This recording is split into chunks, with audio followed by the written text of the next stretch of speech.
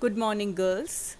Myself, Dr. Sarita Bang, and today we will be doing the second sonnet prescribed for you, Not Marble Nor the Gilded Monuments by William Shakespeare, 1564 to 1616, born at Stratford upon Avon. William Shakespeare was an English poet, playwright, and actor, widely regarded as the greatest writer in the English language and the world's greatest dramatist. He is considered as the father of English literature. Sometime between 1585 and 1592, he began a successful career in London as an actor, writer, and part owner of a playing company called the Lord Chamberlains. Chamberlain's Men, later known as the King's Men. He appears to have retired to Stratford around 1613 at the age of 49, where he died after 3 years. He is often called England's national poet. Shakespeare produced most of his known work between 1589 and 1613. His early plays were primarily comedies and histories. Some of his famous tragic plays include Hamlet, Macbeth, King Lear, and Othello. Sonnet. I have to tell you something about the sonnet again. A sonnet is a poetic form which originated in Italy. The term sonnet is derived from the Italian word sonetto, which means a little poem. By the 13th century, it signified a poem of 14 lines that follows a strict rhyme scheme and specific structure, as I mentioned in the last video. Now, let me read the sonnet for you and go on to explain it. Not marble nor the gilded monuments of princes shall outlive this powerful rhyme, but you shall shine more bright in these contents than unswept stone besmeared with sluttish time. When wasteful war shall statues overturn, and broils root out the work of masonry, nor Mars his sword, nor war's quick fire shall burn the living record of your memory. Against death and all oblivious enmity shall you pace forth, your praise shall still find room even in the eyes of all posterity, that wears this world out to the ending doom. So, till the judgment that yourself arise, you live in this and dwell in lovers' eyes. Not marble nor the gilded monuments is the 55th sonnet written by Shakespeare. It tells about the limitations of worldly glory and grandeur. All the great monuments, memorials, and statues erected by princes, rulers, and the rich to maintain their memory are subject to decay, destruction, and deterioration. The ravages of time and agents of destruction destroy and damage all such monuments and memorials. Only the powerful rhyme of the poet and great poetry will survive the ravages, that is, destruction of time. Through the written words of this poem, the poet will immortalize the memory of his friend till the day of the last judgment. Let us take the first 4 lines. Not marble nor the gilded monuments of princes shall outlive this powerful rhyme, but you shall shine forth more bright in these contents than unswept stone besmeared with sluttish time. Gilded here means covered with gold or gold plated. These contents refers to this poetry. Unswept stone means a stone monument left uncared for. Besmeared means tarnished, dirty. Sluttish means of unclean habits and behavior, unethical women. Here it is referred, time is personified as an unclean woman. The poet says that this piece of poetry will remain alive longer than the stone statues and gold-plated monuments built by royal men.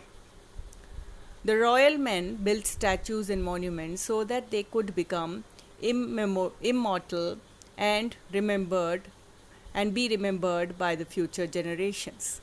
The poet's beloved soldier referred to you shall be remembered through this powerful poetry.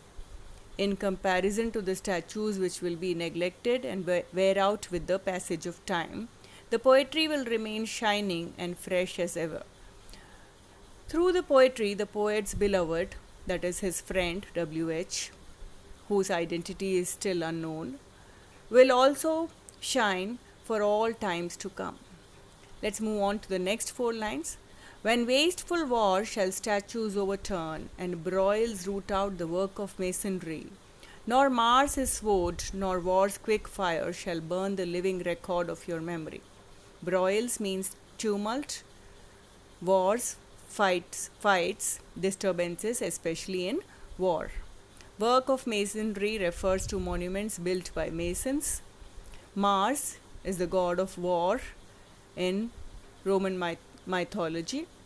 Sword is a weapon with a long metal blade. Quick here means lively, fast moving, searching out. Living record, this written memory of your life, which continues after your death. The poet here says that the wars are wasteful as they destroy the statues built by royal men. Such fights are destructive as they destroy the great monuments and turn them into ruins. This poetry that has been written in the memory of his friend cannot be destroyed even by the greatest warrior, Mars. It will survive through all the wars. Let's go on to quatrain 3, that is a 4-line stanza is known as a quatrain. Against death and all oblivious enmity shall you pace forth. Your praise shall still find room, even in the eyes of all posterity that wear this world out to the ending doom. Against means against. Oblivious enmity means enmity which is forgetful of everything and seeks to destroy everything. Pace forth, stride forwards, walk forwards. Posterity, future generations. Doom refers to the doomsday, the day on which the last judgment will occur, when all the people, living and dead, will stand in front of God, where they will be given the last judgment as the Christians believe. Even after his death, here he says, the poet says, even after his death and in the face of all his enemies, the brave man, his friend, shall remain alive through this poem. All the generations that will be born on this earth till the end of this world, till the doomsday, which is going to be the last day of this world, will read this poem and praise the poet's beloved. Moving on to the couplet, last 2 lines. Couplet means 2 lines. So till the judgment that yourself arise, you live in this and dwell in the lover's eyes. Judgment, as I told you, is the day of the last judgment, where all of us will face the judgment of God according to the belief of the Christians. Dwell means live. The poet here refers to the judgment day when the dead will arise out of their graves and Jesus Christ will descend, come down on the earth. Descend means come down on the earth to judge their acts.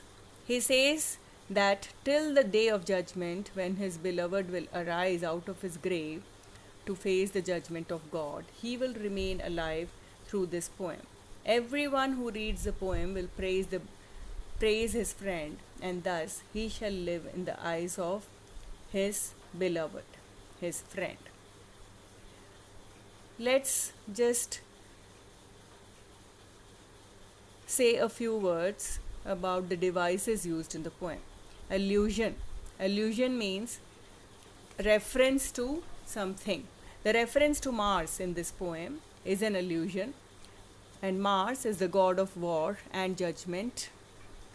Judgment is the day of judgment. Alliteration, when wasteful wars, the sound v is repeated. This is called the repetition of the same sound at regular intervals is known as alliteration. We will further do this when we do a video lecture on literary devices. Personification, As I told you in the previous video, time has been personified here, who is called a slut and thus personified. Slut, I told you, is an unclean woman.